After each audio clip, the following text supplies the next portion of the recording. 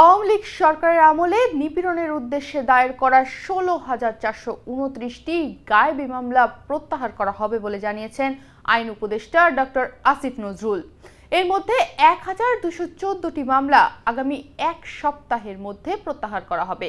একই সাথে জুলাই হত্যাকাণ্ডে শেখ হাসিনা সহ অন্য আসামিদের বিরুদ্ধে দায়ের হওয়া মামলাগুলোর মধ্যে 3-4টির রায় অক্টোবরের মধ্যেই পাওয়া যাবে। 11 ফেব্রুয়ারি মঙ্গলবার বিকেলে সচিবালয়ে আইন মন্ত্রণালয়ের সম্মেলন কক্ষে সংবাদ সম্মেলনে এক প্রশ্নের জবাবে তিনি এ কথা জানান। আইন উপদেষ্টা বলেন, 16,429টি মামলার তালিকা করা হয়েছে। তালিকার পর প্রত্যেকটি মামলার রেকর্ড ঘেটে আমাদের দেখতে হয় এটা জেনুইনলি রাজনৈতিক হয়রানিমূলক গায়েবী মামলা কিনা, নাকি এটা কোনো রকম অনিয়ম বা কারচুপি করে ব্যক্তির বিরুদ্ধে ব্যক্তির মামলা ঢুকিয়ে দেওয়া হয়েছে। ব্যক্তির বিরুদ্ধে ব্যক্তির হত্যা মামলা তো প্রত্যাহার করতে পারি না।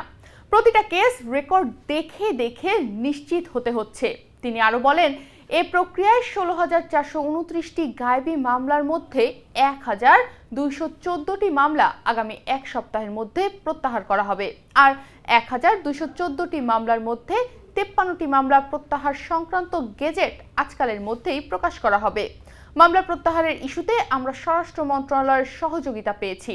অনেক ক্ষেত্রে আমরা ওনাদের সঙ্গে কাজ করছি। সাংবাদিকদের এক প্রশ্নের জবাবে আইন উপদেষ্টা আরও বলেন, গায়েবী মামলা হচ্ছে আওয়ামী লীগ আমলে নিপীড়নের উদ্দেশ্যে দায়ের করা মামলা। আন্তর্জাতিক অপরাধ আদালতে জুলাই হত্যাকাণ্ড সংক্রান্ত যে মামলাগুলো হয়েছে সেগুলোর দৃশ্যমান কোনো অগ্রগতি হচ্ছে না। এ ধরনের অসন্তুষ্টির কথা অনেকেই বলেন। আমরা তাদের প্রতি শ্রদ্ধা জানিয়ে বলছি, আন্তর্জাতিক ট্রাইব্যুনাল আইন সংশোধন এবং আন্তর্জাতিক অপরাধ ট্রাইব্যুনাল গঠিত হওয়ার পর এরই মধ্যে এ আদালতে বিচারের যথেষ্ট অগ্রগতি সাধিত হয়েছে। আদালত পুরোপুরিভাবে কার্যক্রম শুরু করেছেন 4 মাস আগে। এর মধ্যে আদালতে 300টির বেশি অভিযোগ দায়ের করা হয়েছে।